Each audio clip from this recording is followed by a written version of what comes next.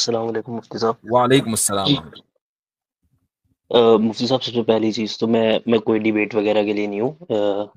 اللہ کا شکر ہے میں مسلمان ہوں اور مسلمان گھرانے سے جو ہے تعلق رکھتا ہوں. لیکن جو چیز میں مانتا ہوں وہ یہ چیز ہے کہ ہمیں سوال کرتے رہنے چاہیے. چاہے ہم مسلمان ہیں, ہمیں بلائنڈلی فیتھ نہیں کرنا چاہیے چیزوں پہ. اسی کے ریلیٹڈ میرے کوشچنز ہیں آپ سے. میں کوشچن کروں گا, آپ ڈائریکٹلی جو ہے آنسر دینا. پہلی چیز جو میری یہ ہے وہ اسلام میں امام کو لے کر ہے. ٹھیک ہے, امام کو لے کر یہ ہے کہ جس طرح ہمارے مطلب میں ایک چیز بول رہا ہوں کہ جس طرح ہمارے نبی نے حضرت علی رضی اللہ تعالیٰ عنہ کو پہلے بتا دیا تھا کہ ایک ایک پورا گروہ ہوگا جو تمہاری وجہ سے جو ہے وہ گمراہ ہو جائے گا. مطلب کچھ چیزیں جو پہلے ہی بتا دی گئی صحابہ کو کہ تمہارے بعد یہ چیز ہوگا. تو کیا کچھ ایسے ریفرنسز ہیں جہاں سے یہ پتہ لگے کہ ہمارے نبی نے کہا کہ ہم میرے بعد جو ہے کچھ امام آئیں گے, وہ جو ہے پورے دین کو کمپائل کریں گے اور پھر تم ان میں سے کسی ایک کو چوز کرنا. آپ کا جو سوال ہے وہ ہمارے موضوع سے ہٹ کر ہے, لیکن چونکہ ایک فکری سوال ہے میں اس لیے اس کا جواب دے رہا ہوں کہ جو بھی اس اسلامک لٹریچر کے اندر ایوولوشن ہوا ہے, یہ ایوولوشن ایک فطری انداز سے ہوا ہے. ضروری نہیں ہے کہ اس دنیا میں جو بھی واقعہ ہوا ہو آپ اس کے لیے رسول اللہ صلی اللہ علیہ وسلم کی حدیثوں میں پیشن گوئی ڈھونڈیں. اگر یہ بات ہے تو پھر یہ پیشن گوئی بالکل واضح الفاظ میں ہونی چاہیے کہ بھائی پہلے خلیفہ حضرت ابو بکر بنیں گے, دوسرے خلیفہ حضرت عمر بنیں گے, تیسرے بنیں گے حضرت عثمان, چوتھے بنیں گے حضرت علی. یہ ترتیب کیوں نہیں ہے؟ یہ ترتیب خلافت کی, یعنی اشارے ضرور ملتے ہیں لیکن کہ پہلے یہ ہوں گے, دوسرے یہ ہوں گے, ان کی اتنی سال مدت ہوگی, دوسرے کی اتنے سال مدت ہوگی, تیسرے کی اتنے سال مدت ہوگی. اگر یہ ہوتا تو پھر کہیں کسی میں اختلاف ہونا تھا, اختلاف نہ ہوتا. اسی طریقے سے کیا یہ پیشن گوئی موجود ہے کہ حضرت مثلا صحابہ کرام رضی اللہ عنہم کے بعد تابعین کا دور آئے گا اور تابعین جو ہے وہ حدیثوں کے اوپر کام کریں گے, حدیثوں کو کمپائل کریں گے؟ کیا اس کے تعلق سے کوئی واضح اور صریح پیشن گوئی موجود ہے؟ تو یہ کوئی ضروری نہیں ہے کہ ہر واقعے کی کوئی پیشن گوئی موجود ہو. اب یہ ضرور ہے کہ رسول اکرم صلی اللہ علیہ وسلم نے یہ فرما دیا, بلکہ قرآن میں یہ فرما دیا, کہہ دیا گیا کہ جب مسلمان کسی چیز کے اوپر جمع ہو جائیں اور کوئی اس راستے پر نہ چلے تو پھر ہم اس کو جہنم کے راستے پر چلا دیتے ہیں. ہم مسلمانوں نے اس چیز کے اوپر اجماع کر لیا کہ بھائی یہ جو فقہا ہیں کہ جنہوں نے فقہ کو کمپائل کیا ہے, ہم ان کی عام لوگ ہونے کی حیثیت سے ان کی انڈرسٹینڈنگ کے اعتبار سے چلیں گے. اس کے اوپر مسلمانوں نے اجماع کر لیا. کچھ لوگ ہیں جو اس اجماع کو نہیں مانتے ہیں, وہ ایک الگ مسئلہ ہے, لیکن جب یہ اجماع ہو گیا تو قرآن کی روح سے ہمیں وہ چیز ماننی چاہیے. اسی طریقے سے ایک حدیث ہے, رسول اکرم صلی اللہ علیہ وسلم نے فرمایا کہ مسلمان جس چیز کو اچھا سمجھے وہ اچھی ہے. ما رآہ المسلمون حسنا فهو حسن فهو عند اللہ حسن, وہ اللہ کے نزدیک بھی اچھی ہے. تو مسلمانوں نے اس چیز کو دیکھا کہ دنیا زندگی میں ڈسپلن لانے کے لیے کسی ایک اسکول آف تھاٹ کو, فقہ کو, کسی ایک کی انڈرسٹینڈنگ کو مان لینا یہ زیادہ بہتر ہے تاکہ ہماری زندگیوں میں ڈسپلن آ جائے. اس کو اچھا سمجھا تو اس کو اچھا سمجھا جائے گا, اس میں کیا برائی ہے؟ پھر مفتی صاحب اگر یہ چیز ہے تو پھر جو انہوں نے چیزیں کمپائل کری اور ان چیزوں میں جو رولز انہوں نے ڈیفائن کرے ان میں کانٹرڈکشنز کیوں ہیں؟ آئی مین ایسا کیسے ہو سکتا ہے کہ ہمارے نبی نے ایک کام کو آئی مین اپنے حساب سے الگ الگ وقت پہ الگ الگ طریقے سے کرا؟ میرا کہنے کا مطلب یہ ہے کانٹرڈکشن بالکل جس طرح صحیح ہے. ایک کانٹرڈکشن ایک سن لیجیے, اب میری بات سن لیجیے.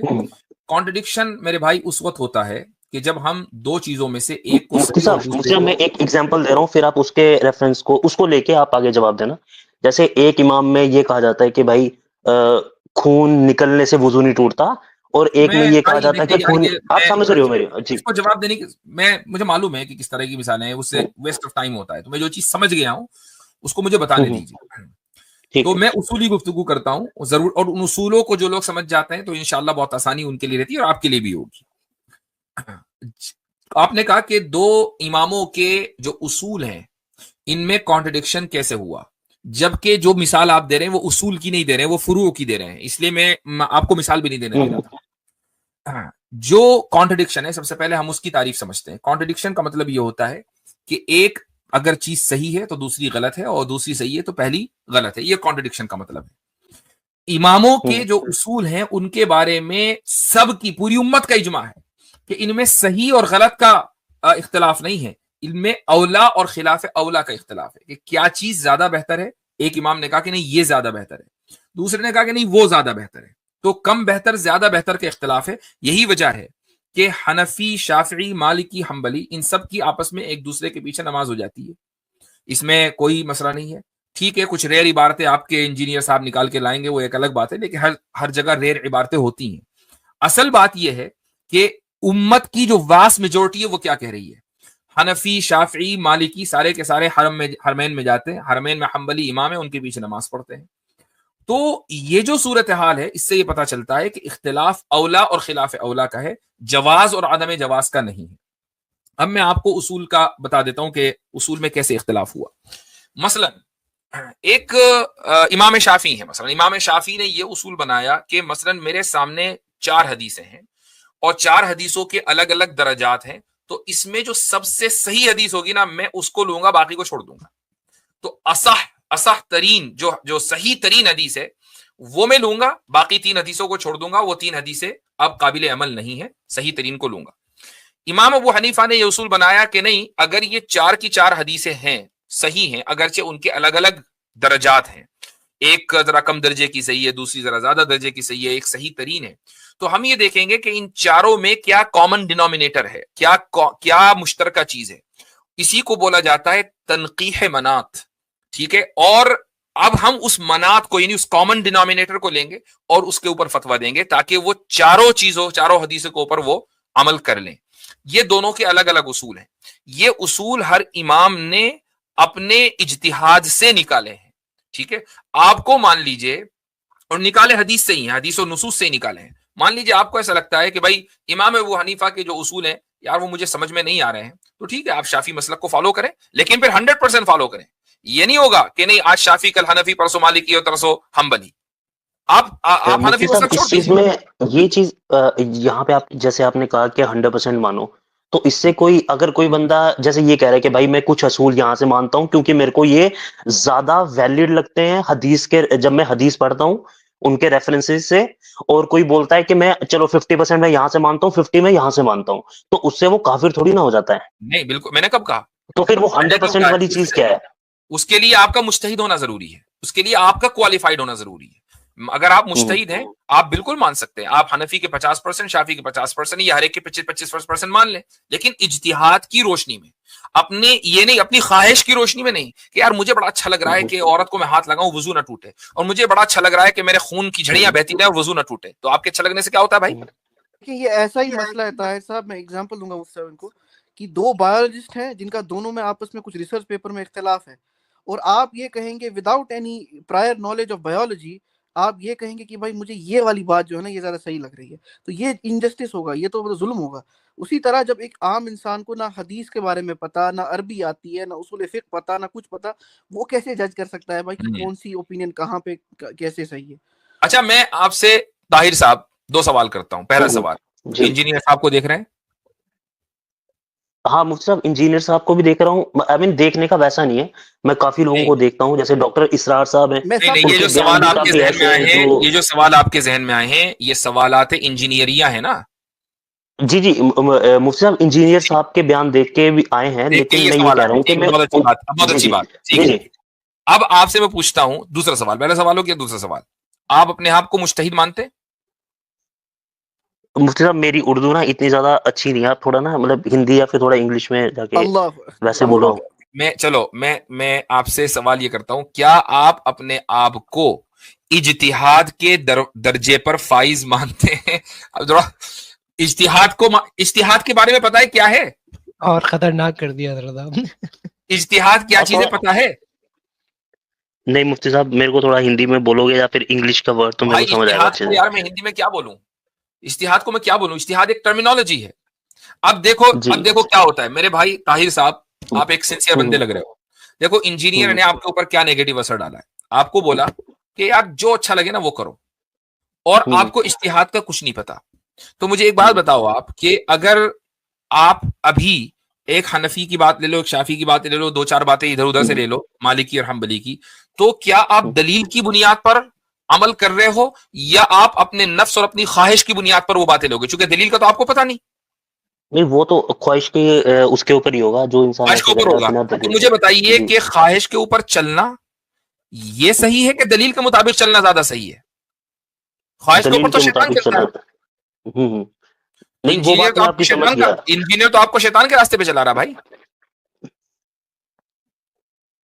جی مفتی صاحب میں وہ چیزیں میں سمجھ تو گیا، میں یہ یہ بات، کہہ رہا یہ ہوں. سوال کا جواب مجھے نہیں دینا تھا، یہ میرے موضوع سے ہٹ کر ہے، لیکن یہ سوال کا جواب میں اس لیے دے رہا ہوں کہ اس وقت ایک نوجوانوں کی بڑی تعداد بغیر کسی دلیل کے، بلا کسی علم کے، نفس پرستی میں مبتلا ہے اور اس کی ویڈیوز دیکھ کر ہے، اور یہ سمجھ رہے ہیں کہ ہم بہت بڑے مجتہد ہیں اور آپ مجتہد کے جو معنی بھی پتہ نہیں، آنسر اجتہاد دیکھو کیا ہے وہ دیکھو نہیں پتا. آپ جو بھی آنسر دو نا، میرے کو نا مطلب بائسڈ ہو کے مت سوچنا کہ کیونکہ دیکھو اگر میں میری وہی مینٹالٹی ہوتی تو میں وہ کوشچنز جو میں نے وہاں پہ دیکھے میں آپ کے پاس نہیں لاتا. نہ ٹھیک ہے میرے کو کلیئرنس چاہیے. ہولڈ آن طاہر بھائی میں بایس نہیں ہوں. میں نے آپ کو کہا کہ آپ بہت سنسیئر آدمی لگ رہے ہو. یہ جو میں کہہ رہا ہوں نا، جی یہ آپ کے لیے نہیں کہہ رہا ہوں، یہ میں ان نوجوانوں کے لیے کہہ رہا ہوں کہ جو اپنے فرسٹریشن کا اظہار دین کے اوپر کرتے ہیں انجینئر کی ویڈیوز دیکھ کر. ٹھیک ہے، یہ ان کے فرسٹریشن کا اظہار ہے اور جی وہ جی دین سے لاکھ کلومیٹر دور جا چکے ہیں. یہ اصل میں ان کے لیے پیغام ہے کہ آپ ایک سیمپل ہیں ہمارے لیے، ایک آپ سیمپل ہیں کہ بھائی آپ نے کچھ ویڈیوز دیکھی اور ویڈیوز دیکھ کر آپ متاثر ہو گئے اور وہ سوالات لے کر آئے کہ یار میں یہ کیوں نہیں کر سکتا، اور آپ کو ایک بیسک چیز نہیں پتا ہے. تو آپ اکیلے نہیں ہیں، وہ لاکھوں یا ہزاروں لوگ جو اس کی ویڈیوز دیکھ رہے ہیں وہ سب کے سب ایسے ہی ہیں. جی مسئلہ یہ ہے. جی جی مفتی صاحب دیکھو میں ان کو اس وے سے نہیں سنتا کہ ہاں ٹھیک ہے جو بھی یہ کہہ رہے ہیں 100% صحیح ہے، کیونکہ انہوں نے طلاق کا مسئلہ جو ہے وہ عربی کا ترجمہ ہی غلط کیا، پھر مفتی طارق مسعود صاحب نے اس کا جو ہے پورا ویڈیو بنایا، وہ میں میرے کو پتا ہے وہ چیز. لیکن جس چیز پہ میرے کو کنفیوژن ہوتی ہے کہ ہاں کچھ میری نالج کے حساب سے کچھ حد تک یار یہ چیز صحیح ہے، میں چلو کنفرم کر لیتا ہوں، میں اس لیے وہ چیز پوچھ رہا ہوں. میرے اب حساب سے میرا میں آخری ایک بات بس کہوں گا طاہر صاحب، جو مفتی صاحب نے بات کہی نا، آپ اپنے آپ سے خود پوچھیے گا ایک بار کہ پورا اسلام جو دین ہے ہمارا، اس کا ایک کہتے ہیں نا دین کا ایک مزاج ہے، وہ پورا کا پورا مزاج جو ہے نا وہ نفس پرستی کے خلاف ہے. جگہ جگہ قرآن میں آیا کہ اپنے نفس سے بھاگو، نفس کو جو نفس پرستی سے بچو. But at the end of the day اگر آپ یہ کہو گے کہ آج میں یہ کروں گا چیری پک، آج وہاں سے وہ والی اوپینین، یہاں سے یہ والی opinion, at the end of the day آپ اس دین کے مزاج کو جو ہے نا وہ آپ بریک کر رہے ہو. That means you are following your نفس. تو اسی لیے جو ہے نا یہ ڈسپلنری طور پر، جیسے مفتی صاحب نے کہا کہ جب کچھ کرنا ہے تو ایک کو فالو کر لیں، ان کے اصول کو مصعب میں جانیں. اس چیز سے ایگری کرتا ہوں، لیکن پرابلم یہ ہے نا کیونکہ جب وہ جب وہ اپنے اسٹوڈیو میں یہ چیزیں بولتے ہیں تو ریفرنسز وہ ڈاکٹر اسرار صاحب کے بیان سے لے کے دیتے ہیں، اور جن کو ہم لوگ ایون کہ میں بھی بہت آئیڈیلائز کرتا ہوں، میرے لیے وہ ہیں کہ جنہوں نے اپنی لائف. ڈاکٹر اسرار صاحب بھی پھر امامی ہو گئے، پھر پرابلم کیا رہی؟ نہیں ان کی دیکھو جو چیزیں وہ بول رہے ہیں، اب میں یہ نہیں کہہ رہا کہ جس تحریک سے وہ لنک رکھ رہے ہیں میں اس چیز کو بڑھاوا دے رہا ہوں یا اس چیز کے بارے میں میں بول رہا ہوں، آپ کو لیکن ہاں ایک چیز کہتا ہوں طاہر صاحب، طاہر بھائی ایک بات یاد رکھیے گا، کسی دوسرے کی اتباع کیے بغیر اس دنیا میں رہنا ممکن نہیں ہے. ہاں یہ سمجھ بات گئے؟ آپ کی صحیح. ممکن نہیں ہے اس دنیا میں رہنا، چاہے آپ دین پہ چلیں نہ چلیں، دوسرے کی اتباع کرنی پڑے گی. اب چاہے 100 لوگوں کی کریں اور چاہے ایک کی کریں، 100 کی کر سکتے ہیں تو ایک کی کرنے میں کیا حرج ہے؟ میں صرف یہ کہنا چاہتا ہوں.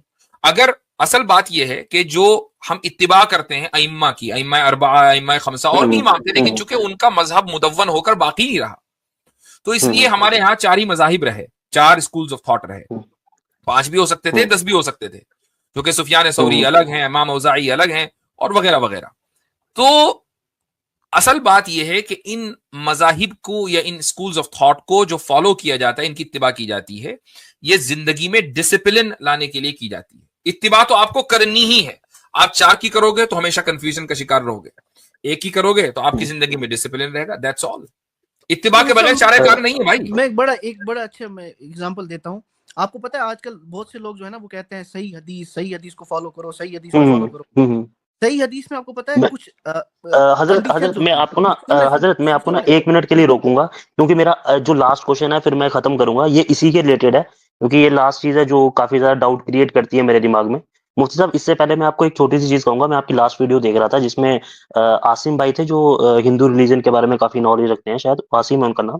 تو وہ یہ چیز کہہ رہے تھے کہ منو اسمرتی کے بارے میں کہ بھائی جو وہ پرانی تھی اس کو انہوں نے پھر نیا ورژن نکالا اور باقی جو چیزیں ان کو خراب لگی ان کو ہٹا دیا. تو حدیث کی جب ہم بات کرتے ہیں تو کہیں آپ کو نہیں لگتا کہ ہم یہ چیز کر رہے ہیں کہ ٹھیک ہے بھائی یہ بالکل نہیں, ضعیف حدیث ہے, ہم چلو اس کو نہیں مانتے. میں وہی بتا رہا بالکل ہوں. جی نہیں. جی. بولے اس اب کی اس کا میرا جو کوشچن ہے وہ سن لیں آپ. اب نہیں یار, آپ نے انجینئر کوشچن صاحب دکھا ایک دیا, ہولڈ چیز. آن, اس کا جواب دینے دیجیے, پہلے اس کا جواب دے دیں. جی جی جی جی منوسمرتی جی اور حدیث کا جو کام ہے اس میں کتنا فرق ہے؟ وہ فرق یہ ہے کہ منوسمرتی کی عمر ہے کروڑوں سال, ٹھیک ہے, کب سے جی چلی آ رہی ہے, کام ہو رہا ہے اس کا جی پچھلی صدی میں, بلکہ 20-25 سال پہلے, کہ ہم نے اس کو نہیں مانا اور جی کوئی اصول نہیں اس کا کوئی جی اصول نہیں ہے. یار یہ والا جو منوسمرتی میں ورس ہے نا, یہ اچھا نہیں لگ رہا, چلو اس کو ضعیف مان لو, جی اس کو جو ہے نا ایڈٹ مان لو, اس کو ریجیکٹڈ مان لو. ہم جی روز اول سے جب سے صحابہ کرام رضی اللہ عنہم کے زمانے میں حدیثوں کو کمپائلیشن اس کا شروع ہوا, ہمارے یہاں یہ اصول طے ہے کہ کچھ حدیثیں صحیح ہوئیں, کچھ حدیثیں ضعیف ہیں, اور یا کچھ حدیثیں فیبریکیٹڈ ہیں, ان کو ریجیکٹ کیا جائے گا, اور ان کے اصول طے ہیں کہ کن بنیاد پر ریجیکٹ کیا جائے گا, کن بنیاد پر کسی حدیث کو صحیح اور کسی حدیث کو موضوع کہیں گے. یہ بنیاد منوسمرتی والوں کے پاس ہے. وہ 100 مرتبہ جنم لے کے زندہ ہو جائیں گے تب بھی ان کے پاس یہ بنیاد نہیں آئے گی. لیکن پھر مفتی صاحب اب جیسے بخاری اور مسلم میں کچھ حدیثیں, شاید آپ, میں جب یہ سوال کروں گا آپ کو سمجھ آ جائے گا میں کیا بول رہا ہوں, جو وہ اپنے بیان میں یہ چیز کہتے ہیں نمازوں کو جمع کر کے پڑھنے کی حدیثیں, اور ہمارے نبی سے جو حدیثیں وہ ریفرنس دیتے ہیں, اور ایک سیریز آف حدیثیں ہیں, ایک دو نہیں ہے, سیریز آف حدیثیں ہیں جو اپنے بیان میں وہ بولتے ہیں کہ ہمارے نبی سے پوچھا گیا. میں مفہوم بتا رہا ہوں, ایگزیکٹ حدیث میرے کو نہیں پتا, کہ صحابہ نے پوچھا کہ ہمارے نبی سے کہ آپ نے نمازیں جمع کر کے پڑھی, تو انہوں نے کہا کہ ہاں میں نے اپنی امت کی سہولیت کے لیے جو ہے نمازیں جمع کر کے پڑھی, اور تم بھی پڑھ سکتے ہو. تو پھر وہ اپنے بیان میں یہ کہتے ہیں کہ ہاں ہم نمازیں جمع کر کے پڑھ سکتے ہیں بھائی ایک ٹائم پہ ساری. تو اس چیز کے بارے میں اب آپ کلیئر کریں. اور کیونکہ مفتی طارق مسعود صاحب نے اس کے بارے میں یہ کہا کہ بھائی وہ ضعیف حدیثیں ہیں, یہ اور فقی ان صاحب کا میں سب نہیں جی جی میں جی ہولڈ آن, میں اس کا, چونکہ اب ورنہ تو پھر بات ہی شروع نہ کرتے, جب کرنی ہے تو اس کو بھی ختم کریں گے. جی اب جی میں اس پر آ جاتا ہوں جمع کے اوپر. میں نے میرا شروع کا اسٹیٹمنٹ یاد رکھیے گا. وہ جی اسٹیٹمنٹ کیا ہے؟ وہ اسٹیٹمنٹ یہ ہے کہ آپ کو اگر حنفی نہیں بننا ہے, کسی نے کوئی مجبور نہیں کیا کہ حنفی بنو بھائی, آپ شافی بنو, حنبلی بنو, مالکی بنو. مان لو کسی مسلک میں, حنبلی مسلک میں جمع بین الصلاتین کرنا بالکل جائز ہے, اور آپ مکمل حنبلی بن گئے, ٹھیک ہے, آپ کرو, بہت اچھی بات ہے. آپ شافی بن کر رفع دین کر رہے ہیں, حنبلی یا جمع بین الصلاتین کر رہے ہیں, ہمیں کوئی پرابلم, ٹینشن 2 سیکنڈ کا بھی ہمارا آپ کے اوپر کوئی اعتراض نہیں ہے. لیکن آپ یہ کہیں کہ نہیں میں ہوں حنفی, ٹھیک ہے, اس مسئلے میں شافعی ہوں, یا اس مسئلے میں حدیث کو اس طرح سمجھوں گا. کیوں بھائی؟ پھر اس پر ڈیبیٹ ہوگی کہ کیوں سمجھیں گے, کس بنیاد پر سمجھیں گے, یہاں پر بات آئے گی. اب مثلا حدیث ہے بخاری کی جمع بین الصلاتین کی, تو حنفی جو اسٹینڈرڈ پوزیشن ہے وہ یہ ہے کہ ہم جمع حقیقی نہیں کرتے, جمع سوری کرتے ہیں. ہم حدیث کی خلاف ورزی نہیں کر رہے ہیں, ہم کہہ رہے ہیں کہ نہیں یہ ہم بھی حدیث پر کرتے ہیں عمل, کسی حدیث پر کرتے ہیں, لیکن جمع سوری کرتے ہیں. جمع سوری کا مطلب کیا ہے کہ ظہر کی نماز کو آپ نے ڈیلے کر دیا, عصر کی نماز کو آپ نے اول وقت میں پڑھ دیا. کسی بھی نماز کو ڈیلے کرنا یہ مستحب نہیں ہے, یہ ایک بلکہ بعض مرتبہ یہ مکروہ عمل ہو جاتا ہے. مثلا آپ نے عصر کی نماز کو اتنا ڈیلے کر دیا کہ مغرب کی نماز کا وقت شروع ہونے والا ہے, تو عصر کی نماز مکروہ وقت میں آپ نے پڑھی. تو لیکن اس کے باوجود اگر آپ مثلا ظہر کی نماز کو ڈیلے کر دیتے ہیں اور عصر کی نماز کو بالکل ابتدا وقت میں پڑھیں, وہ 5-8 منٹ کے اندر آپ نے دونوں نمازیں نمٹا دی, جمع ہے یہ, جمع, اس کو جمع سوری کہلاتا ہے. مفتی صاحب اس کیس میں تو آپ صحیح کہہ رہے ہو, اس کیس میں تو سارے مفتی تو اکرام مجھے جتنے یہ بھی ہیں وہ یہی بتائیے چیز کہ کہتے ہیں. جب دونوں نمازوں کو ہم نے ایک ساتھ ہی پڑھا بیک ٹو بیک, اور اپنے اپنے وقت میں پڑھا, اس کو آپ جمع کہیں گے یا نہیں کہیں گے؟ نہیں مفتی صاحب, ہاں ایک طرح سے ٹیکنیکلی دیکھا جائے ٹھیک ہے جمع ہے, لیکن اگر آپ ہم دیکھیں وقت کے حساب سے تو وہ جمع نہیں ہوئی, کیونکہ ہم نے ہر نماز کو اپنے وقت میں پڑھ لیا, چاہے وہ 2 منٹ بچے تھے اسی یا لیے تو 5 ہم منٹ جمع ہوئے سوری تھے. کہہ رہے ہیں نا, اسی لیے تو ہم جی جمع سوری کہہ رہے ہیں. وہ تو بیان میں یہ کہہ رہے ہیں بھائی عشاء کے ٹائم پہ ساری پڑھ لو اکٹھی کر کے, میں اس چیز کے چیز تو کہہ رہا بھائی ہوں. اگر عشاء کے ٹائم پہ ساری اکٹھی کر کے پڑھ لی تو پھر وہ آیت ہے ان الصلاۃ کانت علی المؤمنین کتابا موقوتا, کہ ہر نماز کا اپنا ایک لکھا ہوا پرٹیکولر وقت ہے. تو اس آیت کی تو خلاف ورزی ہو گئی. اب کیا کریں گے؟ ساری تو عشاء میں پڑھ لی, فجر میں پڑھ لی سب, تو نماز کا پھر اپنا وہ وقت اس پہ کہاں رہا؟ وہ جی آپ کی بات صحیح ہے, پر وہ اس میں پھر وہ ریفرنس دیتے ہیں حدیث کا کہ ہمارے نبی نے ایک وقت میں ساری نمازیں پڑھی، اور وہ بخاری اور اس کی حدیثوں کے بھائی ریفرنس ایک دیتے ہیں. وقت میں جو نمازیں پڑھی ہیں غزوہ احزاب کے موقع پر وہ قضا ہوئی ہیں جی نمازیں، جی جی جی وہ قضا ہوئی ہیں، اور اسی وجہ سے آپ صلی اللہ علیہ وسلم نے خوشی میں نہیں پڑھی ہیں، پہلے ان کے اوپر بددعا کی ہیں ان لوگوں کی کہ ان کی وجہ سے نمازیں قضا ہو گئیں. تو ظاہر سی بات ہے کہ نماز قضا تو پڑھی جائیں گی ایک ساتھ، اب اس کا کیا کریں؟ جی مان لیجئے جنگ میں، میدان جنگ میں کھڑے ہوئے ہیں، 3 برس رہے ہیں، اور خطرہ اتنا ایسا ہے کہ اگر نماز میں لگ گئے تو نماز تو حملہ ہو جائے گا. تو ظہر نہیں پڑھی وقت پر، عصر نہیں پڑھی، مغرب نہیں پڑھی، ساری نمازیں عشاء کے وقت پڑھی. تو 3 نمازیں ظہر، عصر، مغرب یہ قضا تھی اور عشاء ادا تھی. تو آبویسلی بات ہے یہ قضا اور ادا کا فرق ہوگا، اس سے کون اختلاف کر رہا ہے؟ پر مفتی صاحب پھر یہی چیز اگر آپ باقی جنگوں میں بھی اپلائی کرو کہ جہاں پہ ہم یہ دیکھتے ہیں کہ جنگ ہو رہی ہے اور آدھی جماعت نے نماز پڑھی ہے اور آدھی جنگ لڑ رہی ہے، انہوں نے کیوں نہیں کرا پھر یہ چیزیں؟ یہ بھی تو ہو سکتا ہے کہ اس وقت تک کہ صلاۃ الخوف کا حکم نہ آیا ہو، اور یہ بھی ہو سکتا ہے کہ اس وقت صلاۃ الخوف پر عمل کرنا بھی پاسبل نہ ہو. یعنی مان لو جی صلاۃ الخوف میں کیا ہوتا ہے کہ آدھی نماز پڑھ لے، جی آدھی محاذ پر ڈٹی رہے. لیکن اگر ایسا ہو کہ جی نہیں ہر ایک کو محاذ پر ڈٹے رہنا ہے، خطرہ اتنا ہائی ہے، اب کیا کریں گے؟ جی جی اس کیس میں تو ہاں صحیح ہے.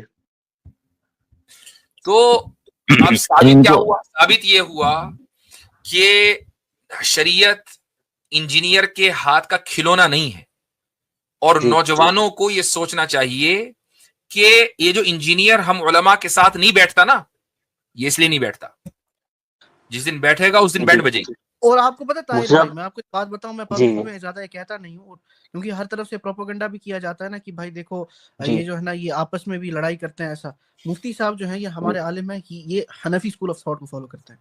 میں جو ہے نا میں جی شافی جی اسکول آف تھاٹ کو فالو کرتا ہوں الحمدللہ. جی ٹھیک ہے، تو ہم تو آرام سے بیٹھے ہوتے ہیں، بات بھی کر رہے ہوتے ہیں، جیسے مفتی صاحب نے کہا نماز بھی دوسرے کے پیچھے پڑھ لیں گے، تو ایسا کوئی مسئلہ نہیں ہوتا جو آپ کو بتایا جاتا ہے. اور مفتی صاحب میں سمجھتا ہوں ہماری یوتھ کو نا اگر ایک بات سمجھ آ جائے تو مجھے لگتا ہے یہ سارے کے سارے مسائل ختم ہو جائیں. وہ یہ ہے کہ جو جب دین کے مسائل کو جب نکالے جاتے ہیں نا تو وہ قرآن و سنت سے نکالے جاتے ہیں، قرآن و حدیث سے نہیں. حدیث و سنت یہ 2 الگ الگ چیزیں ہیں، اگر آپ اس کو اگر آپ جو ہے نا وہ انڈرسٹینڈ کریں گے. ہاں یہ بھی ایک تفصیل طلب موضوع ہے، اس پر کسی اور وقت انشاءاللہ بات کریں گے، لیکن بہرحال پوائنٹ امپورٹنٹ ہے، بہت جی امپورٹنٹ پوائنٹ. مفتی مین چیز جو میں یہاں پہ آیا ہوں، ایون کہ میرے کافی زیادہ دوست بھی ہیں جو ان سے انفلوئنس ہوئے ہیں کافی زیادہ. پرابلم یہ ہے کہ وہ صرف انہی کو سن رہے ہیں اور باقیوں کو نہیں سن رہے. میں یہاں پہ اس لیے آیا کیونکہ انہوں نے قرآن کا ترجمہ جو طلاق کے ریلیشن میں کرا وہ بالکل غلط کرا، کیونکہ وہ میرے مفتی طارق مسعود صاحب کا پورا 1.5 گھنٹے کا جو لیکچر ہے اس کو دیکھا، تو وہاں پہ میرے کو احساس ہوا کہ نہیں یار یہ بندہ کہیں نہ کہیں تو غلطی کر رہا ہے، جو یہ چیزیں کہہ رہا ہے اس کو ایٹ لیسٹ کنفرم کیا جائے. اور میرے جو باقی جو دوست ہیں ان کو کیا آپ نصیحت کرو گے اس چیز کو لے کر؟ پرابلم یہ نہیں ہے مفتی صاحب خالی اس کو سننا، پرابلم یہ ہے کہ خود علم حاصل کرنا سب سے بنیادی چیز. آپ جج کر رہے ہیں اس کو سن کے. ہاں نہیں، اور آپ خود علم بھی حاصل نہیں کر رہے.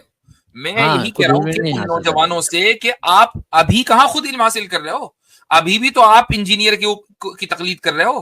وہی میں کہہ رہا ہوں کہ خود علم یہ حاصل آپ کے کیجیے. پاس چوائس ہے کہ آپ ان لوگوں کی اتباع کرنا چاہتے ہو جن کے اور رسول صلی اللہ علیہ وسلم کے درمیان 1 یا 2 یا 3 یا 4 واسطے ہیں، یا ان لوگوں کی تقلید کرنا چاہتے ہو کہ جن کے درمیان کوئی واسطہ نہیں ہے، آپ صلی اللہ علیہ وسلم سے ان کو کوئی لینا دینا ہی نہیں، کوئی سند ہی نہیں ان کی. ان کے یہ تو چوائس آپ فارمولے کو، اٹ از یور چوائس، آپ کو ڈیسائیڈ کرنا ہے نا، یہ بتانا ہے ہمیں. ان کے دیے ہوئے فارمولے کو لے کر سب کو کراس چیک کیا جا رہا ہے، ان کو کراس چیک کرنے کے لیے علم حاصل کیا جائے. جی چلیں تھینک یو مفتی صاحب. چلیں جی ٹھیک. وعلیکم السلام ورحمۃ اللہ.